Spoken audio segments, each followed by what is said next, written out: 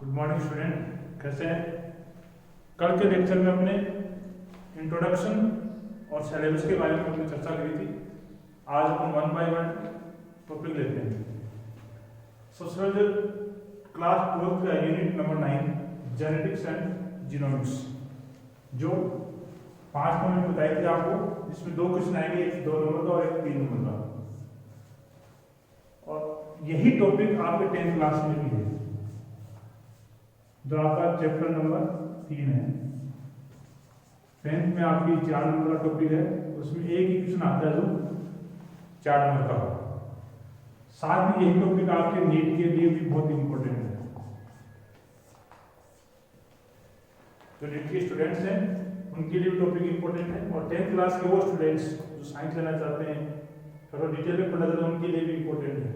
ठीक है, तो आप सबसे पहले अपना आज देखते हैं इंट्रोडक्शन और terminology.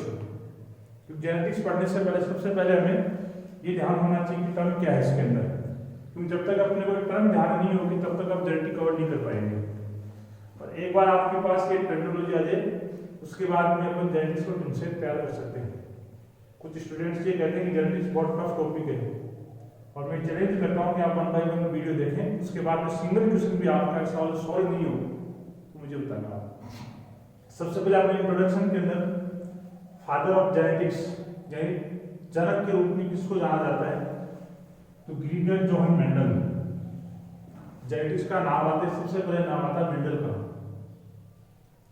Father of modern genetics के नाम से जाने जाते हैं बेटसन। अब जेनेटिक्स है क्या? Genetics equal to heredity plus variation, यानी आनुवंशिकी जो है वो वंशागति और विभिन्नता का एक मेल है। यानी दोनों को अपन मिला दें एक साथ तो वो क्या बन जाएगी? आनुवंशिकी जेनेटिक्स। तब सबसे पहले अपन इसमें जेनेटिक्स की डेफिनेशन देखें तो वह genetics is the branch of science that deals with heredity and variation of characters. क्या कहा?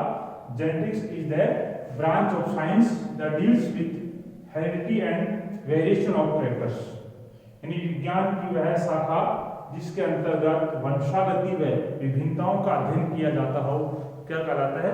आनुवंशिकी कहलाता है। इसको अपन दूसरी फॉर्म ये भी कह सकते हैं कि विज्ञान की वह शाखा जिसके अंतर्गत आनुवंशिकता के नियमों और आनुवंशिकता को नियंत्रित करने वाले कारकों का अध्ययन जिसके अंतर्गत किया जाता हो, उसको अपन क्या बोलेंगे? आनुवंशिकी बोलेंगे, जेनेटिक्स बोलेंगे। अब ये हेरिडिटी क्या है? हेरिडिटी मतलब वंशागति। Heredity is defined as the process of transmission of character from one generation to the next.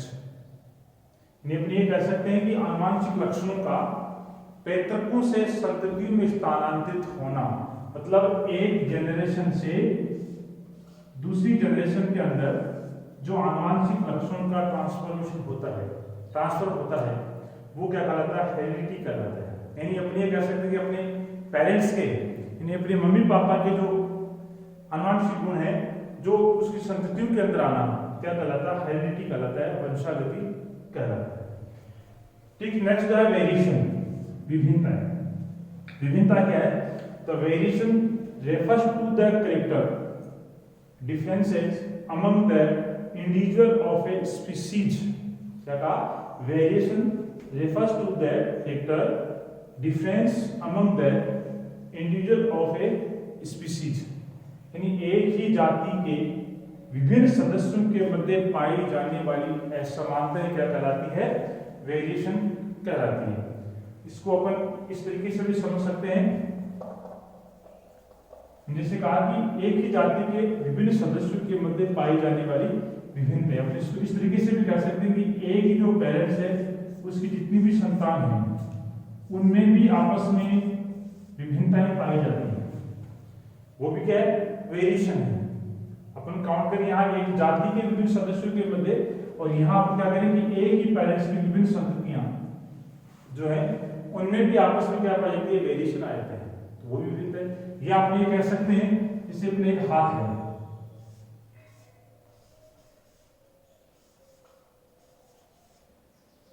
इसमें 5 अंगुलियां हैं।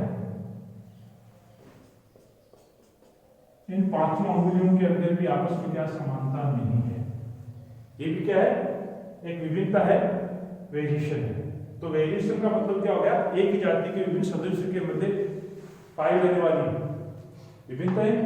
या आप ये कह सकते हैं कि एक ही संतान जो है, एक ही पैर से जितनी भी संतान उनमें पाई जाने वाली विभिन्नता है। या आप ये कह सकते हैं अपनी एक हाथ की जो उंगली है वो भी एक जैसी नहीं, उनमें भी क्या है, असमानताएं हैं। तो ये क्या होगी आपकी वेरिएशन। तो वेरिएशन प्लस हेरिडिटी को यदि आपस में मिला दें तो क्या बन जाता है, जेनेटिक्स बन जाता है। तो जेनेटिक्स क्या हो गया, genetics equal to heredity plus variation. Next terminology, कुछ डेफिनेशंस हैं, जिससे फर्स्ट डेफिनेशन अपने लिख रखी है, फैक्टर, जीन, कारक। फैक्टर क्या है, gene is A segment of DNA that codes for RNA and thereby A polypeptides. हम ये कह सकते हैं किसी भी आनुवंशिक लक्षण को पीढ़ी दर पीढ़ी, यानी एक जनरेशन से दूसरी जनरेशन, पीढ़ी दर पीढ़ी ले जाने वाली रचना को अपन क्या कहेंगे, फैक्टर कहेंगे, कारक कहेंगे। और इसी कारक को वर्तमान में जीन कहा जाता है। क्या कहा जाता है, जीन कहा जाता है। नेक्स्ट डेफिनेशन है एलील, युग्मविकल्पी, द वेरिएशन और slight different from A gene और कॉल्ड एलील्स। इसको अपन ऐसे समझ सकते हैं, किसी भी लक्षण के दो एकांतित स्वरूपों को एलील कहा जाता है। एकांतित का मतलब सब ने कैसे एक पादप है, उसके अपन ये दो होल देते हैं, कैपिटल टी और स्मॉल टी, जो अपन आगे इसमें चर्चा करेंगे। जो लंबापन की जीन है उसके अंदर एक प्रभावी लक्षण है और एक क्या है, अप्रभावी। एक डोमिनेंट और एक रिसेसिव। जैसे कैपिटल टी है वो डोमिनेंट है और स्मॉल टी क्या है, रिसेसिव। ये एकांतित स्वरूप बोलते हैं इसको। जैसे अपने लिखा कैपिटल टी या स्मॉल टी, ये एकांतित स्वरूप नहीं है। एकांतित स्वरूप कौन सा है, कैपिटल टी स्मॉल टी, यानी एक लंबेपन की जीन है और एक बौनेपन की। यानी अपन ये कह सकते हैं जैसे पादप की लंबाई के दो विकल्प हमने लेते हैं, लंबापन यानी कैपिटल टी और ये प्रभावी है, पता बौनापन यानी स्मॉल टी जो क्या है अप्रभावी, यानी ये है रिसेसिव और कैपिटल टी वाला डोमिनेंट।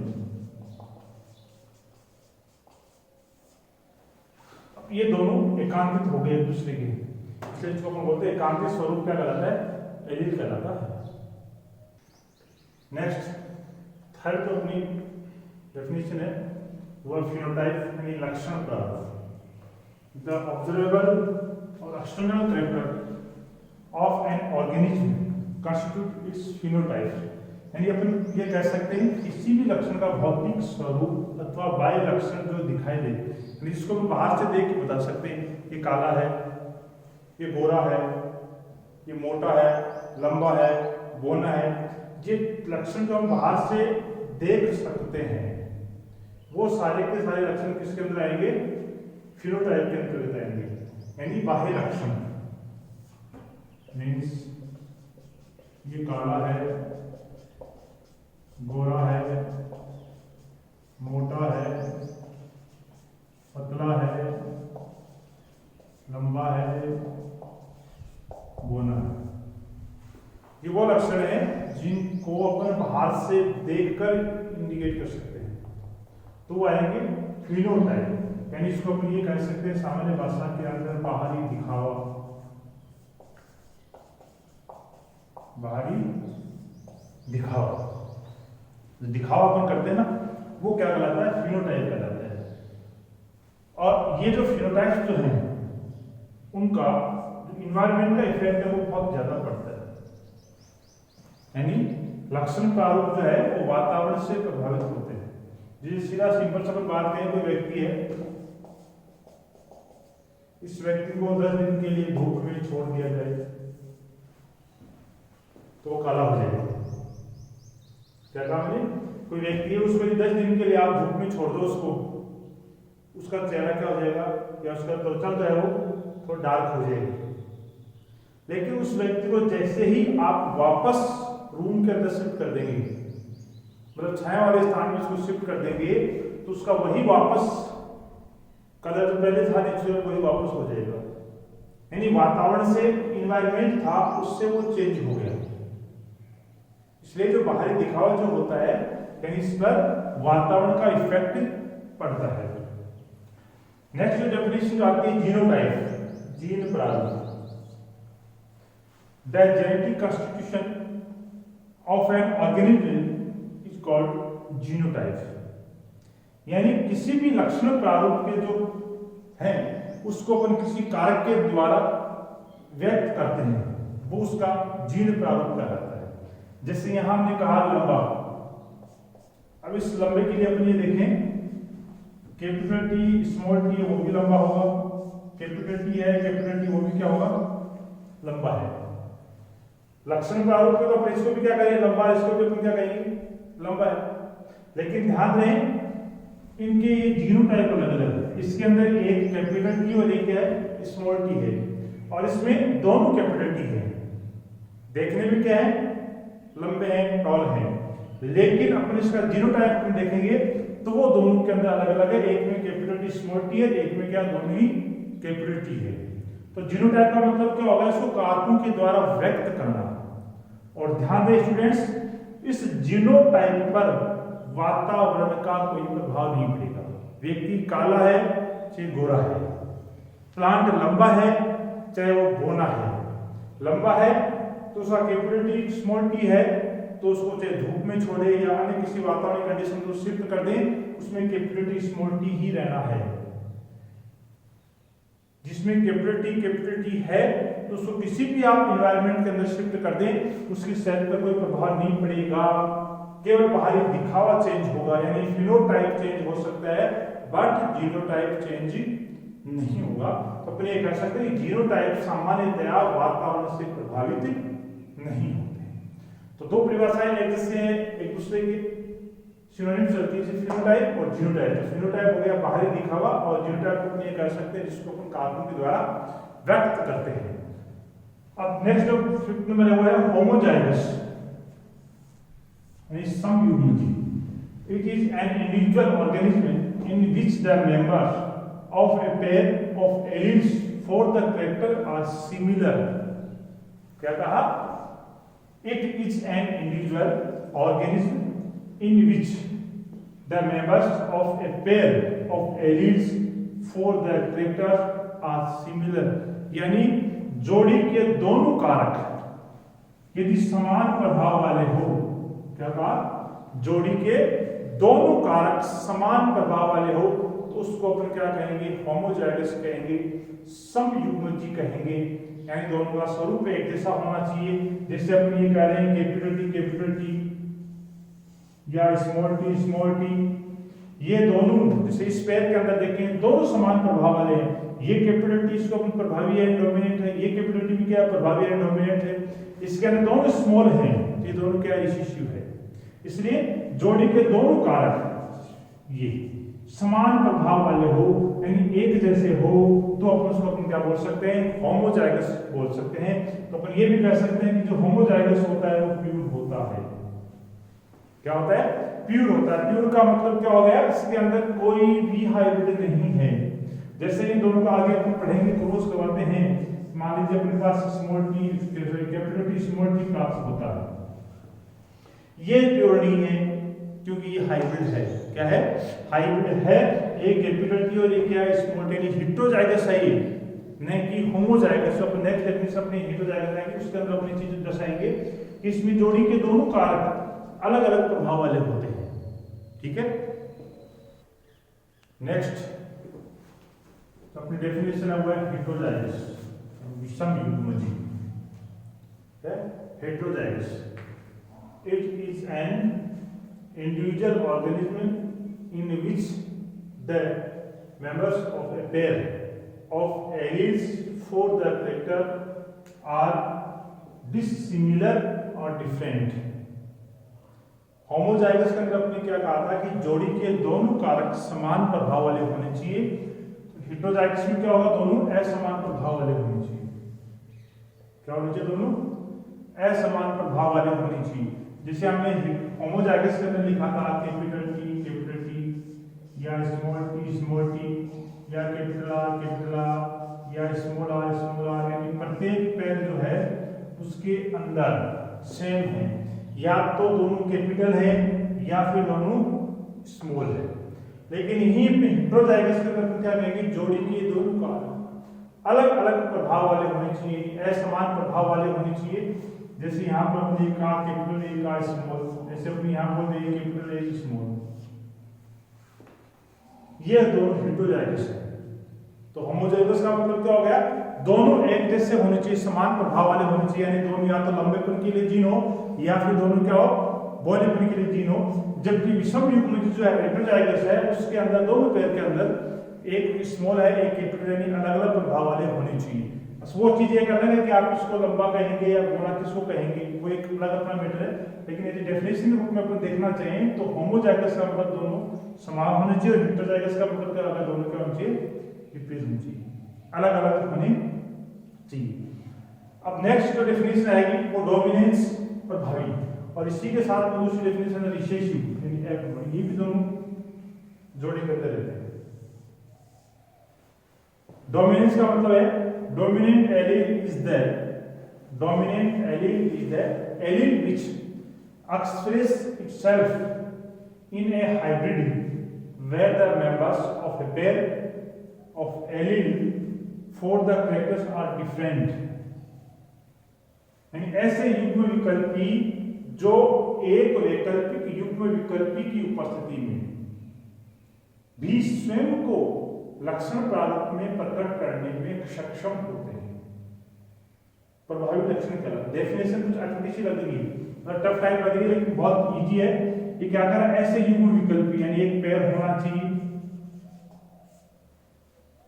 जो एक वैकल्पिक युग्म विकल्पी की उपस्थिति में, जैसे हम यहां कहें कि एक कैपिटल टी स्मॉल टी है, हम क्या लिखा है, एक वैकल्पिक युग्म विकल्पी, इसका वैकल्पिक युग्म ये कैपिटल टी के साथ क्या आ गया, स्मॉल टी आ गया, स्वयं के लक्षण प्रारूप में प्रकट करने में सक्षम होते हैं। मतलब ये कैपिटल टी और एक स्मॉल टी जो है यहां पर किसकी चलेगी, कैपिटल टी की, किसकी चलेगी, कैपिटल टी की चलेगी, और ये किस पर प्रभावी है, स्मॉल टी पर।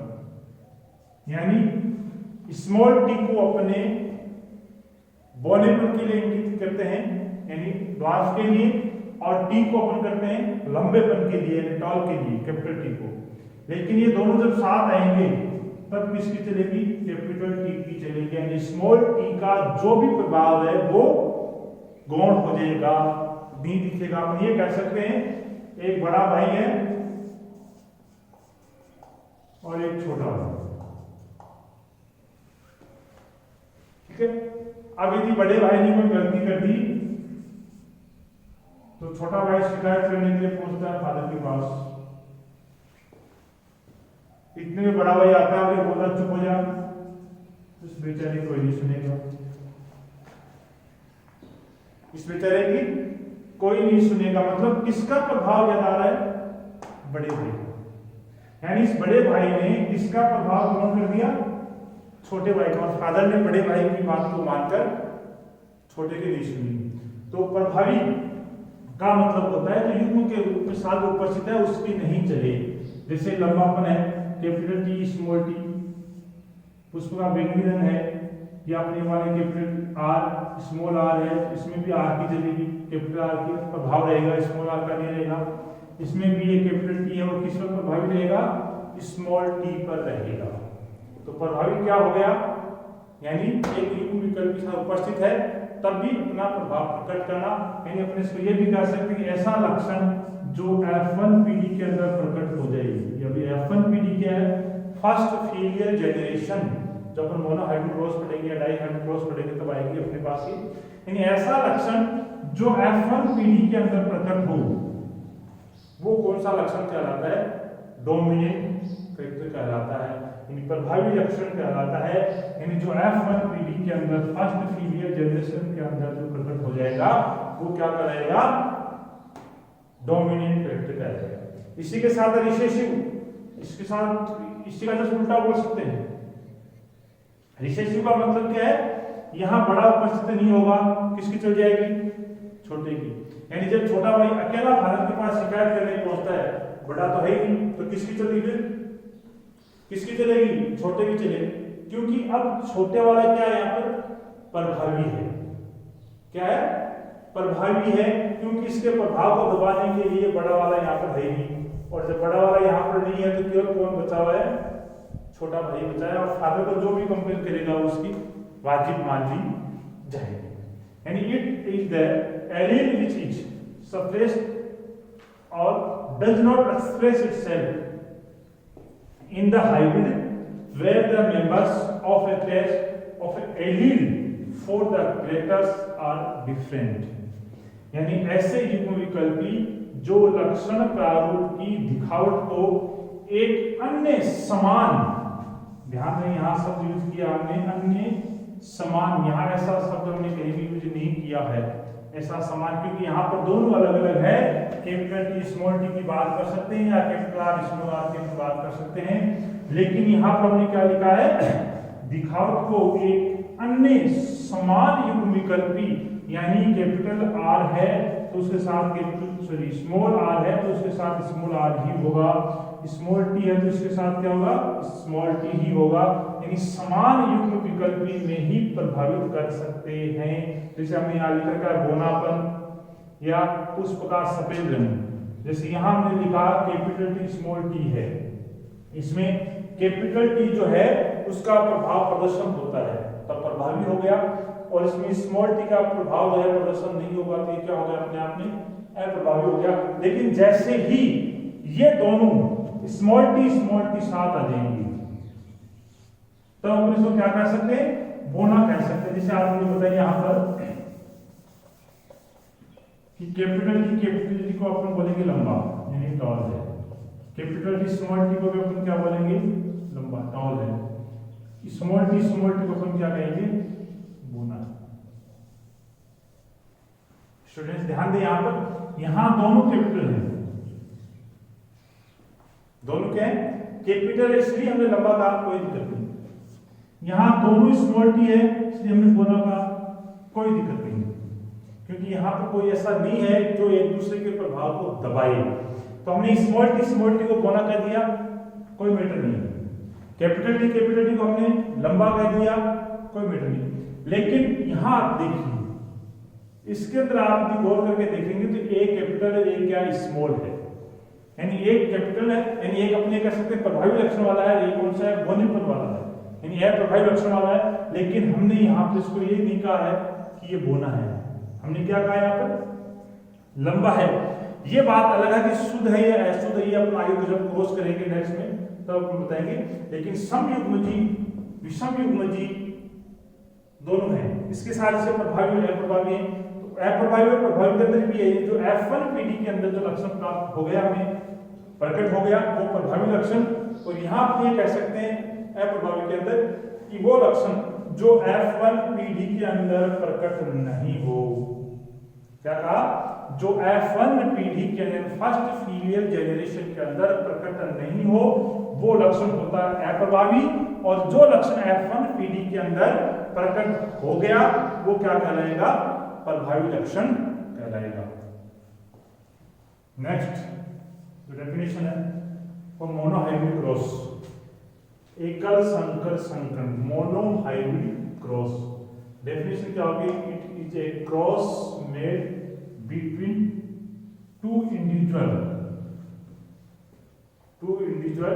of a species considering the inheritance of the contrasting pair। ये शब्द इसमें इंपॉर्टेंट है, contrasting pair, विपर्यासी of a single character और trait। यानी ऐसा क्रॉस जिसमें केवल एक जोड़ी विपर्यासी लक्षणों का अध्ययन किया जाता है, केवल सिंगल पेयर हो विप्रियासी का मतलब कॉन्ट्रास्टिंग, मतलब लंबा है उसके साथ गोलेपन की वजह आनी चाहिए, काला है उसके साथ गोरेपन की आनी चाहिए। इस तरीके से विप्रियासी लक्षणों का अध्ययन किया जाता है। और इसी के साथ डाइहाइब्रिड है, तो डाई जिस यहाँ लिखा है कि इसमें केवल एक जोड़ी विप्रियासी लक्षणों का अध्ययन किया जाता है, तो डाइहाइब्रिड के अंदर क्या आ जाएगा, दो जोड़ी। लाइन वही है, सेम एज इट इज है। इसमें क्या आएगा, मोनोहाइब्रिड, मोनो का मतलब एक से, एक, डाई का मतलब दो, यानी इसमें केवल एक जोड़ी विप्रियासी लक्षणों का अध्ययन किया जाता है, वो तो हो जाएगा मोनोहाइब्रिड। और दो जोड़ी विप्रियासी लक्षणों का एक साथ अध्ययन किया जाता है तो वो क्या हो गया, डाइहाइब्रिडोस हो गया। दो जोड़ी का मतलब जैसे अपन ये कहें कि पुष्प का रंग ले लिया या बीज की आकृति ले ली, उसके साथ क्या ले लिया, रंग और आकृति दोनों एक साथ ले लिया, उसका अपना अध्ययन किया तो वो डाइहाइब्रिड हो जाएगा। इसके अंदर या तो आकृति करें या फिर लंबापन गोलापन की एक ले लें, यानी उसकी लंबाई से ले लें, या फिर उसे कलर से ले लें। इसमें केवल एक जोड़ी होनी चाहिए और इसमें कितने, दो जोड़ी विप्रियासी लक्षणों का अध्ययन, यानी it is a cross made between individual of a species considering in the inheritance of contrasting pair of two traits, यानी दो जोड़ी विप्रियासी लक्षणों का अध्ययन जिसमें अंतर किया जाता है वो हो गया डाइहाइब्रिड। और यह है हाइब्रिडाइजेशन, यानी संकरण क्या होता है। संकरण का मतलब क्या है कि दो भिन्न गुणों वाले पादपों या जंतुओं के मध्य क्रॉस कराना, यानी हाइब्रिड जो अपन लेते हैं उसको अपन बोलते हैं, जैसे ए क्रॉस बी के साथ जो है यहाँ पर सी पढ़िए, सी क्या हो जाएगा, ये हाइब्रिड हो जाएगा। ए क्रॉस बी यानी ए का क्रॉस अपन बी के साथ करवा दें, यानी the cross between two different traits plants और एनिमल्स, यानी दो भिन्न गुण वाले पादपों का बोले या दो भिन्न गुण वाले जंतुओं का क्रॉस अपन बताएंगे तो उसको जो प्रोडक्ट जो बनता है वो क्या कहलाएगा, हाइब्रिड कहलाएगा। जैसे हमने लिखा कि ए इंटू बी, यानी ए का क्रॉस बी के साथ करवाए तो सी जो प्रोडक्ट हमें मिला है वो सी क्या है, हाइब्रिड होता है। क्या होता है, हाइब्रिड होता है। Next the definition of back cross, संकर पूर्वज संकरण, बैक क्रॉस। इसको समझने के लिए केवल आप इस डायग्राम में लिखेंगे, यहाँ क्या लिखा, किसी भी F1 संकर F1 हाइब्रिड का उसके किसी भी पैतृक यानी जनक के साथ यदि क्रॉस करवाया जाता है तो क्रॉस क्या कहलाता है, बैक क्रॉस कहलाता है। अपनी मानो किसी संतति की शादी उसके माँ बाप के साथ करवा, यानी बेटा बेटी है वो पैदा हुआ है, उसकी शादी उसके माँ बाप के साथ ही अपन करवाते, उस तरीका का क्रॉस है तरीका, यानी F1 hybrid into any its parents. क्या काम है, F1 hybrid into any its parents. जैसे हमने कहा ये जनक लेके हमने पेरेंट्स कैपिटल टी और स्मॉल टी, यानी ये प्यूटाल और ये ड्वार्फ, इन दोनों का आपस में क्रॉस करवाया तो ये F1 जनरेशन हमें मिली। F1 हाइब्रिड जो मिला कैपिटल टी स्मॉल टी, जो एक लंबा वाला प्लांट होता है, टॉल होता है, ये F1 हाइब्रिड है। हम क्या करें, F1 hybrid into any its parents, यानी इस F1 हाइब्रिड का अपन क्रॉस करवा दें इस पेरेंट्स के साथ, यानी रिसेसिव पेरेंट्स के साथ, या अपन इसका क्रॉस करवा दें डोमिनेंट पेरेंट्स के साथ। अब ये जो बैक क्रॉस है वो दो प्रकार का होता है, two types of back cross, एक होता है आउट क्रॉस और एक क्या होता है टेस्ट क्रॉस। ठीक है, आउट क्रॉस किसको कहेंगे, यदि F1 हाइब्रिड का क्रॉस किसके साथ करवा दें, डोमिनेंट पेरेंट्स के साथ। किसका करवा दें, F1 हाइब्रिड का क्रॉस अपने किसके साथ करवा दें, डोमिनेंट पेरेंट्स के साथ, उसका नाम हो जाएगा आउट क्रॉस। और यदि इसको अपन क्रॉस करवाते हैं रिसेसिव पेरेंट्स के साथ तो उसको अपन क्या बोलेंगे, टेस्ट क्रॉस बोलेंगे। ठीक है, तो आउट क्रॉस क्या होगा, जब F1 हाइब्रिड संतति का प्रभावी जनक के साथ यदि क्रॉस करवाया जाता है, ये लिखने का हमने F1 हाइब्रिड इसका क्रॉस इसके साथ, तो ये लिख दिया हमने F1 हाइब्रिड यहाँ से ले लिया हमने कैपिटल स्मॉल टी वाला F1 हाइब्रिड आ गया इनटू डोमिनेंट पेरेंट्स, ये रहा अपने पास कैपिटल टी, ये हमने यहाँ पर कैपिटल टी लिया, इसके दो गैमेट बनेंगे। अब गैमेट कैसे बनते हैं, कितने बनते हैं, जब अपन मोनो हाइब्रिड क्रॉस पढ़ेंगे उस क्लास के अंदर बनाएंगे किस प्रकार से अपन गैमेट बनाते हैं, कितने प्रकार के बनेंगे। दो चीजें इसके अंदर, गैमेट कितने बनेंगे और गैमेट कितने प्रकार के बनेंगे। यहाँ दो गैमेट बनेंगे, एक कैपिटल टी और एक स्मॉल टी। यहाँ भी दो बनेंगे, यहाँ भी दो बनेंगे स्टूडेंट्स, कैपिटल टी और कैपिटल टी। यहाँ भी दो बने, यहाँ भी दो बने, लेकिन हमने लिखा एक ही है क्योंकि टाइप क्या है, ये एक ही है। इसको आप इस तरीके से लेके करोगे तो भी यही आने, लेकिन ये डबल आ जाएगा, इसलिए हमने इसको एक जगह ले लिया। एक ही प्रकार बनाया हमने। यहाँ दो प्रकार के कितने गैमेट बने, दो, लेकिन वो दो प्रकार के अलग अलग। यहाँ गैमेट तो दो बनेंगे लेकिन प्रकार क्या है, एक ही है, कैपिटल टी का। तो जब हमने ले लिया तो यहाँ पर कैपिटल टी और एक कैपिटल टी स्मॉल टी, दो संगतियां हमारे पास बनी। तो ये भी लंबा और ये भी क्या है, लंबा, यानी 100%, यानी सभी के सभी प्लांट जो होंगे वो लंबे वाले होंगे, टॉल होंगे। यानी ये जो लक्षण है प्रभावी लक्षण प्रकट हो रहा है। कौन सा हो रहा है, प्रभावी लक्षण प्रकट, यानी आउट क्रॉस से हमेशा प्रभावी लक्षण वाली संततियां, यानी डोमिनेंट जो ऑफस्प्रिंग है वही मिलेगी हमें, न कि रिसेसिव वाली। किसके अंदर, आउट क्रॉस के अंदर। ठीक है, आउट क्रॉस के अंदर क्या हो गया, F1 hybrid into dominant parents, यानी प्रभावी जनक के साथ यदि हम किसी F1 हाइब्रिड क्रॉस करवा देते हैं तो वो क्या कहलाएगा, आउट क्रॉस कहलाएगा। ठीक है, नेक्स्ट अपने पास आता है टेस्ट क्रॉस। बैक क्रॉस का तो सेकंड टाइप हुआ है टेस्ट क्रॉस। टेस्ट क्रॉस में क्या कहा, F1 हाइब्रिड का क्रॉस करवाएंगे रिसेसिव पेरेंट्स के साथ। यानी जब F1 संतति का F1 हाइब्रिड को उनके अप्रभावी जनक यानी रिसेसिव पेरेंट्स के साथ यदि हम क्रॉस करवाते हैं, यानी F1 hybrid into recessive parent. ये F1 हाइब्रिड यहां से हमने लिया कैपिटल टी स्मॉल टी और रिसेसिव ले लिया हमने स्मॉल टी स्मॉल टी। ठीक है, इसके दो गैमेट बनेंगे, दो प्रकार के कैपिटल टी स्मॉल टी। इसमें एक ही प्रकार का स्मॉल टी बनेगा, बनेंगे तो वही दो, लेकिन प्रकार एक ही है। अब नीचे इनका हम क्रॉस करवाएंगे तो हमारे पास कैपिटल टी स्मॉल टी और इसका इसके साथ क्रॉस होगा तो स्मॉल टी। तो टॉल और डॉल्फ, यानी 50% यानी 50% जो प्लांट हैं वो होंगे टॉल और 50% प्लांट हैं वो कौन से होंगे, डॉल्फ होंगे, यानी बोने होंगे।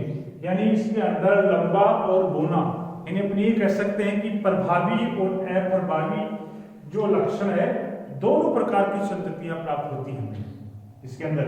जबकि वहां हमने देखा था किसके अंदर, आउट क्रॉस के अंदर हमने देखा था कि केवल और केवल प्रभावी लक्षण वाली संततियां ही में प्राप्त हुई थी, यानी सारी की सारी संततियां इस प्रकार की प्राप्त हुई थी, कैपिटल टी स्मॉल टी, जिसको हमने टॉल कहा था। लेकिन टेस्ट क्रॉस के अंदर दोस्तों कैपिटल टी स्मॉल टी यानी प्रभावी लक्षण वाली भी है, साथ में स्मॉल टी यानी अप्रभावी लक्षण वाली भी है। अपन ये कह सकते हैं कि दोनों लक्षणों वाली संततियां प्राप्त होती है, यानी प्रभावी और अप्रभावी वाली। अपने एक चीज और कह सकते हैं, टेस्ट क्रॉस में जीनोटाइप और फिनोटाइप रेशियो समान होता है, 1:1। अब ये जीनोटाइपिक रेशियो क्या होता है, फिनोटाइपिक रेशियो क्या होता है, ये अपन जब मोनो हाइब्रिड क्रॉस पढ़ेंगे तो उसके अंदर सारी चीजें क्लियर होगी। किस तरीके से अपन क्रॉस करते हैं, कैसे गैमेट्स बनाते हैं, कितने प्रकार के गैमेट्स बनते हैं, ये केवल यहाँ डेफिनेशन के रूप में हमने लिखा है, इससे ज्यादा अपन डिटेल में नहीं जाएंगे। तो आपको इतना ही ध्यान रखना कि बैक क्रॉस है क्या। तो बैक क्रॉस का हो गया कि F1 hybrid into any its parents, यानी F1 हाइब्रिड का यदि अपन क्रॉस किसी भी पेरेंट्स के साथ करवा दें तो उसको अपन बोलेंगे बैक क्रॉस। यदि अपन डोमिनेंट के साथ करवाते हैं तो उसका नाम हो जाएगा आउट क्रॉस, और रिसेसिव के साथ करवाते हैं क्या हो जाएगा, टेस्ट क्रॉस हो जाएगा। दूसरा जो डिफरेंस दोनों के बीच में कि आउट क्रॉस के अंदर केवल और केवल प्रभावी लक्षण वाली संतति प्राप्त होगी, जबकि टेस्ट क्रॉस के अंदर प्रभावी और अप्रभावी दोनों प्रकार की संततियां हमें प्राप्त होगी। ठीक है, तो नेक्स्ट अपन कल मिलते हैं दोस्तों इसी टाइम पर। ठीक है, ओके।